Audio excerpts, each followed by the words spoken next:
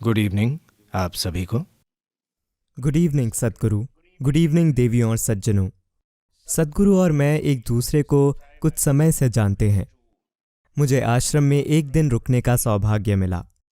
वे मुझे 1967 की एक शक्तिशाली सुजुकी जीप में ले गए थे। साल सही है? टोयोटा। ओह, टोयोटा। एक ही बात है, वो भी जापानी है। और हम घूमे और मैंने वो जबरदस्त काम देखा जो ये करते हैं। जिंदगी भर मैं एक अलग आध्यात्म का आदी था जो शाम 7:30 बजे के बाद शुरू होता था। पर पहली बार मैंने देखा कि बिना भेदभाव के मानवता की फिलॉसफी और जीवन के प्रति उत्साह के द्वारा सद्गुरु और उनकी फाउंडेशन वाकई लोगों का जीवन प्रभावित कर रहे हैं। तो सबसे पहले एक व्यक्तिगत। क्या मैं कुछ कहूं? बिल्कुल। आज सुबह किसी ने मुझसे पूछा, सदगुरु क्या आप वाकई सुहेल सेठ के साथ बातचीत करने वाले हैं? तो मैंने उनसे कहा, हाँ सदगुरु, आप ये कैसे कर सकते हैं? वे सबसे गैर आध्यात्मिक लोगों में से एक हैं। मैंने कहा, अगर वे आध्यात्मिक होते तो मेरा उनसे कोई लेना देना नहीं होता। वे गैर आध्यात्मिक हैं तभी लेना देना है। गैर आध्यात्मिक लोगों पर ही मैं काम करता हूं। और बात यह है कि बातचीत तभी होती है जब उन्हें बात करनी आती हो और ये बात कर पाते हैं। तो स्कोर 1-0 है।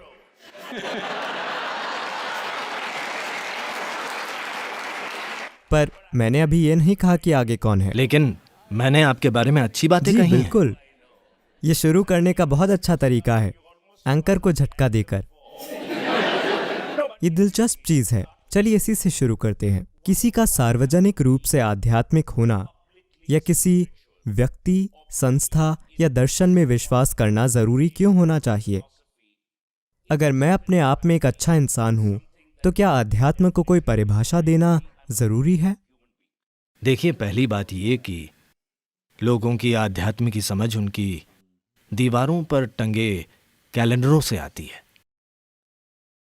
आमतौर पर इस देश में लोग ऐसा सोचते हैं कि अगर आप कहते हैं कि मैं आध्यात्मिक हूं तो लोग सबसे पहले पूछेंगे आप क्या क्या नहीं कर पाते हैं। तो उनके हिसाब से आध्यात्म एक तरह की विकलांगता है। Spirituality is not a disability, it is a tremendous empowerment. आध्यात्म विकलांगता नहीं है, ये जबरदस्त शक्ति है। अगर आप आध्यात्मिक हैं तो आपको सामान्य लोगों से ज्यादा चीजें करना आना चाहिए। पर आमतौर पर माना जाता है कि आध्यात्मिक लोगों को कुछ भी करना नहीं आता। आपने कार का जिक्र किया, इसलिए मैं बता रहा हूँ। शुरू में लोग कहते थे, अरे ये अपनी कार खुद चलाते हैं, ये कैसे गुरु हैं? मैं कहता था, अगर मैं एक ड्राइवर रखूंगा तो बेहतर गुरु बन जाऊंगा। मैं अपनी कार खुद चलाता हूँ, खाना खुद पकाता हूँ, अपनी चीजें खुद करता हूँ। क्या ये सब करना गलत है? तो क्या आध्यात्मिक है और क्या आध्यात्मिक नहीं है, मैं इसे स्पष्ट करने की कोशिश करता रहा हूँ। धरती पर ऐसा कोई नहीं जो किसी रूप में आध्यात्मिक न हो, पर कुछ लोग आध्यात्मिक होने का दावा करते हैं। तो इसी पर विचार करते हैं।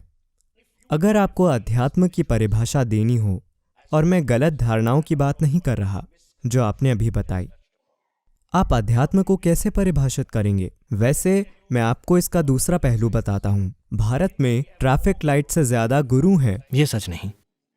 ठीक है, गुरु नहीं, यहाँ ज्यादा रोड देवता पुरुष और जादूगर हैं। और लोग ऐसा मानते हैं, और मैं वाकई आपके विचार जानना चाहता हूं क्योंकि मैंने आपको इसका शानदार तरीके से समर्थन करते सुना है। ऐसी भावना है कि पुरुष या स्त्री समर्पण करे, झुकें, और ये उन्हें एक अलग तरह से निर्भर बनाता है। तो आपके अनुसार अध्यात्म का सार क्या है? मैं आध्यात्मवाद शब्द पर नहीं बोलूंगा क्योंकि मुझे नहीं पता वो क्या है। आध्यात्म का मूल अर्थ है कि आपने अपने जीवन के अनुभव को भौतिकता के दायरे से परे ले जाने की कोशिश की है। जो भौतिकता से परे है वो आपके लिए एक जीवंत अनुभव है, न कि मान्यता। जब आप इस चीज की खोज करते हैं तो आप एक साधक होते हैं, न कि विश्वास करने वाले। क्योंकि विश्वास का मतलब है कि आपने जीवन और उससे परे के बारे में अपनी मान्यता ठोस कर ली है। खोजने का मतलब आप महसूस कर चुके हैं कि आप नहीं जानते। मैं नहीं जानता एक जबरदस्त संभावना है। जब आप ये देखते हैं कि मैं नहीं जानता, तभी जानने की संभावना आपके लिए एक सच्चाई बनती है। खोजना, जानने की इच्छा करना, ये एक संभावना बन जाती है। तो आध्यात्म का मतलब है कि या तो आप ऐसी स्थिति में हैं जहां आपका जीवन का अनुभव आपकी भौतिक प्रकृति से परे चला गया है, आप उसे छुपा रहे हैं जो भौतिक से परे है, या आप ऐसी स्थिति में हैं जहां आप खोज रहे हैं, यानी आपने इस अस्तित्व और अपने अस्तित्व की प्रकृति के बारे में अपनी अज्ञानता स्वीकार ली है। क्या आप मानते हैं कि कभी कभी हमारा अहंकार हमें अपनी असुरक्षाओं को स्वीकार करने से रोकता है? हमारी खोज। मैंने कहा मैं मान्यताओं पर जोर नहीं देता। आप जानते ही हैं, इस तरह से लोग। नहीं, ये हमारी रोजमर्रा की बोलचाल का एक बड़ा हिस्सा बन गया है। मैं ये मानता हूँ, मैं वो मानता हूँ और मैं ये सब मानता हूँ। तो मैं मान्यता शब्द हटाने की कोशिश कर रहा हूँ। जो आप जानते हैं वो जानते हैं, जो नहीं जानते नहीं जानते। इसमें समस्या क्या है? जो मैं जानता हूँ मैं जानता हूँ, जो मैं नहीं जानता वो नहीं जानता। ये देखना सुंदर और मानवीय है कि जो हम नहीं जानते उसे उसी तरह देखें। ये नहीं देखा तो हम जानने की कोशिश ही नहीं करेंगे। तो क्या वजह है कि कई लोग अपनी अज्ञानता को नहीं स्वीकारते? क्योंकि मुझे लगता है हमारी शिक्षा ही ऐसी है। हम बहुत सारी चीजें ऐसे ही चला रहे हैं जहां अज्ञानता को बुरी चीज माना जाता है। अज्ञानता एक असीम चीज है, ठीक है? अज्ञानता एक सीमा रहित सच्चाई है। जो आप फिलहाल नहीं जानते वो एक असीम संभावना है। जो आप जानते हैं वो बहुत छोटा है। तो आप अपनी पहचान उस छोटी सी चीज से जोड़ रहे हैं जो आप जानते हैं, और अनदेखा कर रहे हैं उस जबरदस्त संभावना को जो आप नहीं जानते। लगातार ये स्वीकार करना कि मैं इस अस्तित्व के बारे में बहुत कुछ नहीं जानता, इससे आपकी बुद्धि खुली और सक्रिय होती है, वरना आप ऐसे बन जाएंगे। मैं वैसे शब्द इस्तेमाल नहीं करना चाहता। समय के साथ हमने इस देश में और दूसरे देशों में कई आध्यात्मिक आंदोलनों को आकार लेते देखा है। हमने हर स्तर, जैसे व्यापार, शिक्षा आदि के लोगों को इस मार्ग पर वाकई चलते देखा है। आपके अनुसार ऐसा क्यों हुआ है?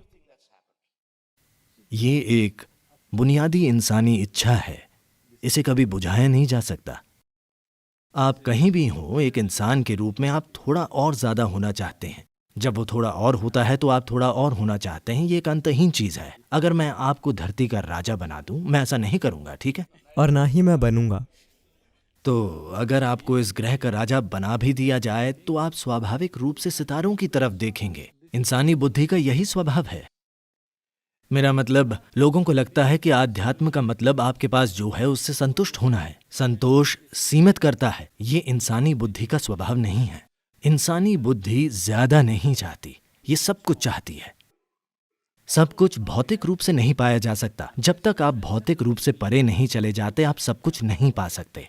शायद ज्यादातर लोगों में ये इच्छा चेतन रूप से व्यक्त न होती हो, पर आमतौर पर अगर ये भौतिक स्तर पर प्रकट हो, सरल बुनियादी भौतिक स्तर पर, तो इसे काम वासना कहते हैं। जो आप नहीं हैं उसे आप अपना हिस्सा बनाने की कोशिश कर रहे हैं। अगर ये मानसिक स्तर पर प्रकट होती है तो इसे जीतने की इच्छा या बस शॉपिंग कह सकते हैं।